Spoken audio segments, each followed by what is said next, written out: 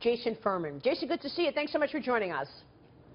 Thanks for having me. Tell us how staying in the Paris Accord benefits business, as this ad says. Do you agree with that? I absolutely agree with that, and it's a concept that President Trump is very familiar with from his business life, which is leverage. The United States does something, and then we get China to do more, we get India to do more, we get Europe to do more, and we benefit from all of those actions as well. The best way to take care of America here is to get everyone else to act, and we can only do that by being part of it. Right, I understand that, but I mean, we all know that China is the biggest polluter out there in terms of the international community. But this ad specifically says staying in the Paris Accord will benefit business. How? It'll benefit business because we're going to see a lot of, as we deal with climate change, a lot of new technologies, a lot of growth of wind, a lot of growth of solar. We want to make sure that's happening here in the United States, and it benefits business because it's much cheaper to deal with climate change on a global basis. When we get China to do more, we're creating more of a market for our products in those sectors. We're putting less of a burden on ourselves to deal with climate change.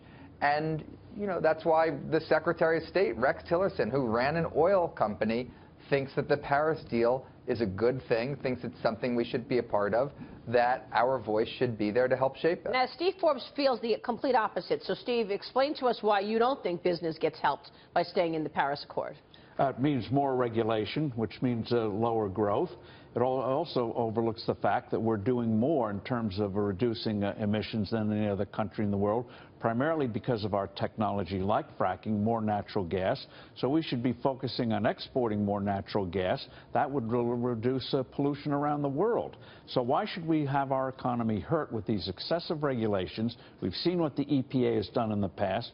We've seen what others have done in the past, other agencies, and slowing this economy down. It's one reason why new businesses are not forming the way they should in this country. So we're already a leader on carbon dioxide emissions. So why don't they follow us and reduce theirs before they lecture us? Yep, absolutely. What about that, Jason? We should continue reducing. That's exactly right. Because we have those technologies here, if other countries are reducing their emissions, it creates an opportunity for our natural gas exports. I think we need to export more natural gas. I think we need to help more countries make the shift we've made from coal to natural gas. We can do that. If they're making that shift to deal with climate change, we'll be there to help them, sell them products, do better with our business, and deal with this in an economically efficient way. Well, as we discussed earlier, and Dagan has pointed out, China doesn't have to do anything until 2030.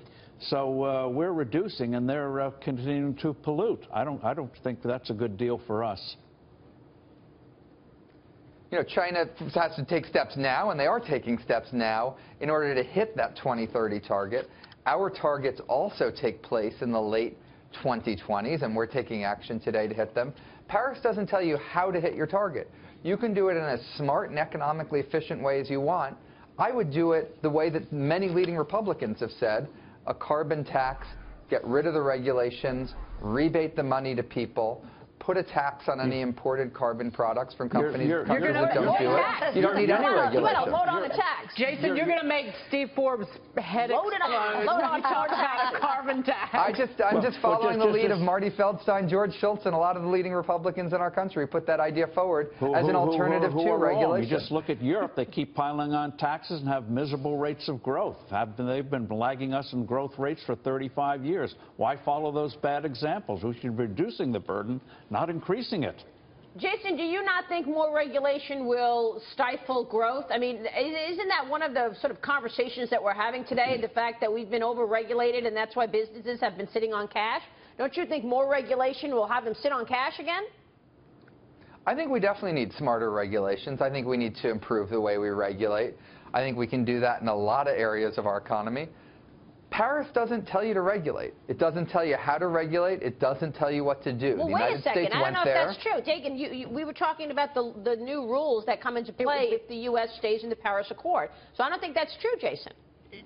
Oh, no. We set a goal. We set a carbon emissions goal every other country in the world set the goal, then we can choose how to hit it. We can hit it with really dumb regulations that hurt our economy, or we can hit it with smart regulations or carbon pricing The point is, it's that regulation. get us there in a smart way. The point is that, and the Wall Street Journal editorial today points this out, that it would require from the EPA some really onerous regulations on whole industries, on steel production, for example, or soil management, and even for lack of a better word, bovine emissions. But again, when you have greater regulations, it means more cost to the farmers and steel makers, and that means higher costs eventually passed on to consumers. And if the whole Paris Accord Paris does not include anything specific like that. Paris is a goal, and we decide how to hit the goal. But you're hitting the goal with regulations. I mean, Jason, why do you think we haven't seen 3% growth in the last 8 years? A lot of businesses would say it's because of overregulation. A lot of businesses would say it's because of overregulation. I mean, the main reason we haven't hit 3% growth in the last 8 years is our demographic structure. We have the baby boomers who are entering their prime working years, who are in their retirement years. But look, I agree with you. I think we need to do more to get faster growth. That's why I strongly support business tax reform, expanded trade, investments in infrastructure, all the things we need to do. And yes, one of the things I would put on my list is making sure the United States is competitive in the industries that will help us deal with climate change, whether that's natural gas, nuclear power, wind, solar. Those are the energy technologies of the future. Paris helps us focus on those. Bottom line is, this is so low on the American people's priority list. I mean, it was a joke to see, President Trump going overseas to talk with the Europeans, and they want to talk about the climate, and it was right in the midst of a terror attack. People don't care about this. Yeah, and in terms of growing the economy, new technologies, I'll trust venture capitalists and entrepreneurs to do it rather than government bureaucrats for issuing new rules and regs, however smart they call them. So you don't think any regulatory burdens had anything to do with slow economic growth then, the last 8 years then, Jason? I don't think it's been a big part of the story at all.